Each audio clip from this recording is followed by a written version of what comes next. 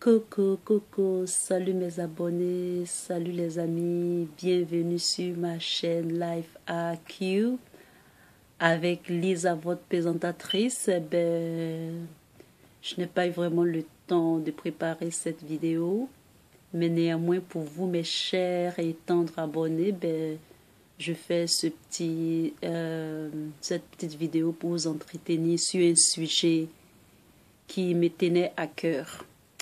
Alors, bienvenue encore pour ceux qui visionnent ma vidéo. Bienvenue encore mes très chers abonnés. Je vous fais plein de bisous. Je vous fais plein de big hugs. Je vous fais plein de coucou. Alors, ce sujet que je vais vous entretenir là-dessus ce matin, c'est un sujet qui m'a interpellé plus ou moins parce que, vous savez, je suis toujours en train de faire quelque chose, de faire des choses pour vous égayer, pour que vous appreniez plus, et puis aussi pour pouvoir comprendre la politique, les gouvernances, et aussi pour les thèmes qui sont un peu souvent peut-être flous et tout ça. Je pense que si ça m'intéresse, ça peut vous intéresser, vous mes abonnés. Alors ce matin, le sujet que je vais aborder, je rentre dans le vif du sujet, est le Bitcoin. Bitcoin remplacera-t-il le franc CFA? Je sais que d'autres personnes, tout le monde n'est pas concerné par le franc CFA, avec l'Union africaine que le guide voulait prôner et tout, avec tous les projets, ça n'a pas trop réussi, mais néanmoins, le franc CFA est toujours dans nos esprits. Le franc CFA perdu toujours et moins souvent. Je me pose des questions. Je continue d'être à la quête de l'éradication du franc CFA. Alors, cette question, je me suis posée en lisant un journal de la place. Je ne vais pas faire la pub du journal, et c'était à propos du franc CFA. Et un journaliste posait la question si le Bitcoin va remplacer le franc CFA. Alors, mes chers amis, mes chers abonnés, mes tendres abonnés, qu'est-ce que c'est que le Bitcoin?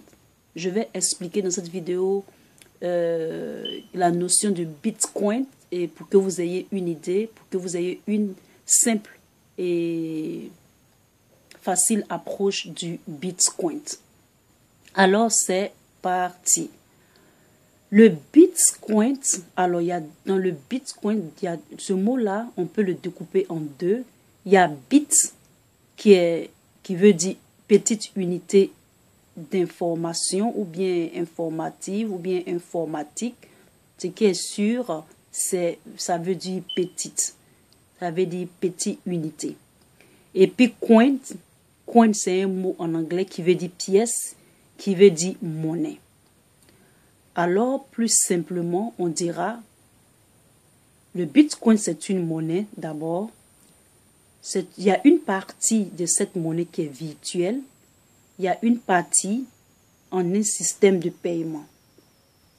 Et le Bitcoin a été créé par Satoshi Nakamoto. Donc, c'est celui qui a créé le Bitcoin. Alors, si on ne comprend pas encore cette petite explication, je vous donne une autre analogie de l'explication.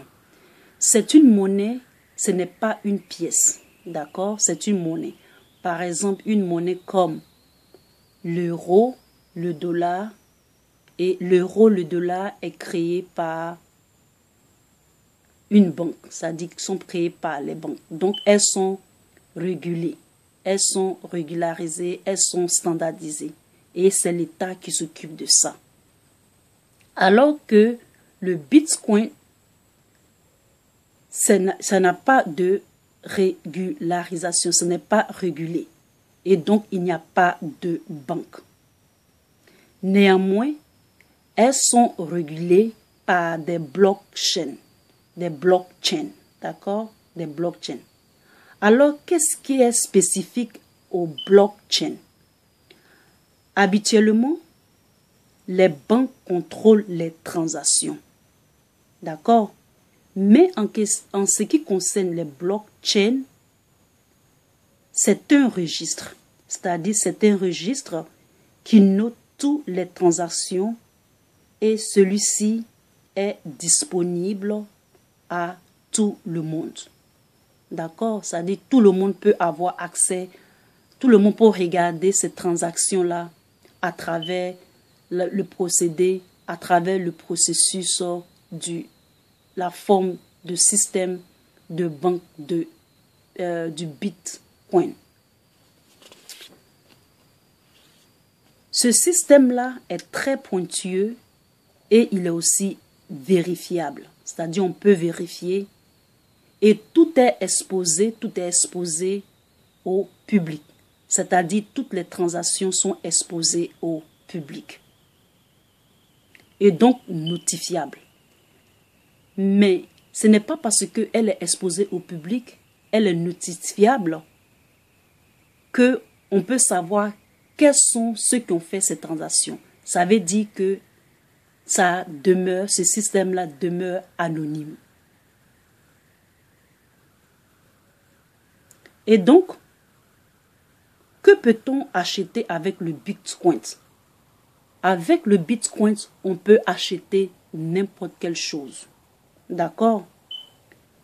Comment obtenir le Bitcoin ou bien comment obtenir du Bitcoin? Je vous donne un exemple simple ici. Par exemple, vous avez 1 euro qui est égal à 1 Bitcoin. En 2013, un Bitcoin était égal à 10 euros. Et de plus en plus, la valeur a augmenté. Maintenant, de nos jours, un Bitcoin égale entre environ 3 000 euros et 4 000 euros. Vous pouvez donc aussi, avec le Bitcoin, acheter la moitié, c'est-à-dire un demi-Bitcoin. Il faut savoir qu'on peut obtenir le Bitcoin, c'est-à-dire en achetant. Vous pouvez être rémunéré en Bitcoin, mais ce système-là n'est pas encore développé. Et puis aussi, le troisième achat, vous pouvez miner du Bitcoin. Et cela se fait par des ordinateurs. Et donc, cela consomme beaucoup d'énergie.